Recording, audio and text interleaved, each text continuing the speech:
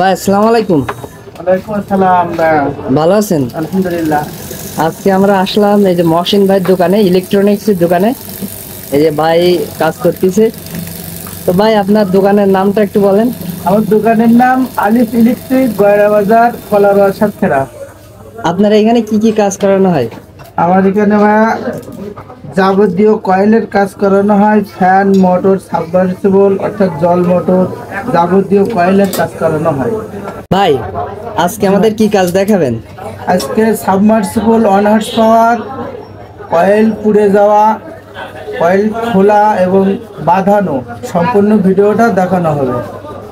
Submersible জল motor, এটা কি মেরামত করা দেখেন?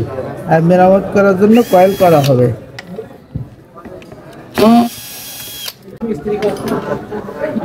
এই মোটরটা কি নষ্ট হয়েছে ভাই?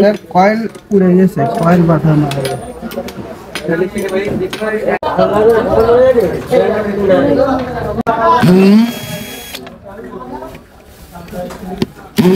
এটা কাজ কি এটার? এটার কাজ হচ্ছে ভিতরের কবট মুখ খোলার জন্য হাতুড় ব্যবহার না করে ডাইসের সাহায্যে আপনার এটা খুলতে হয়, তাহলে মোটরে কোনো দাগ বা স্পাট বা ফাটা কাটার ভয় থাকে না।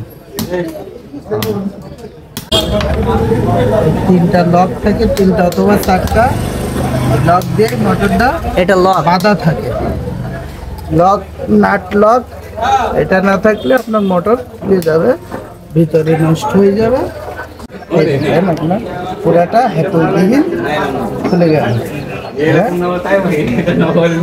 এই দেখেন আপনার এটা কয়েল অংশ, এর ভিতরে অয়েল থাকে, তেল থাকে।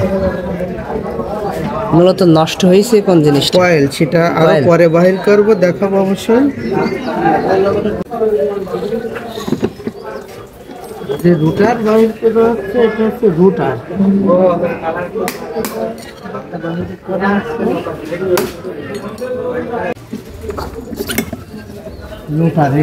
রোটার, এটা রোটার। রুটার। এবার আমরা কি করবো, অয়েলটা টোটালে কেটে দেবো। কেটে দেওয়ার পরে আমরা বাকি কয়েল অংশ বাহির করব। এটা দিয়ে কি করবেন?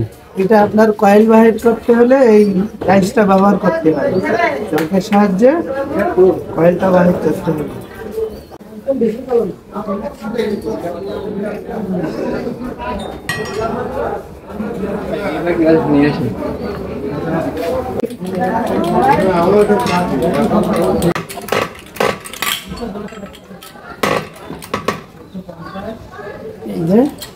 বাইর করা হয়ে গেল কয়েলটা।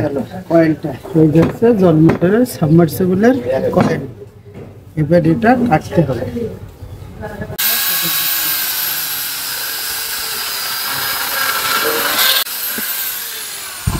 কয়েলটা পুড়ে গেছে।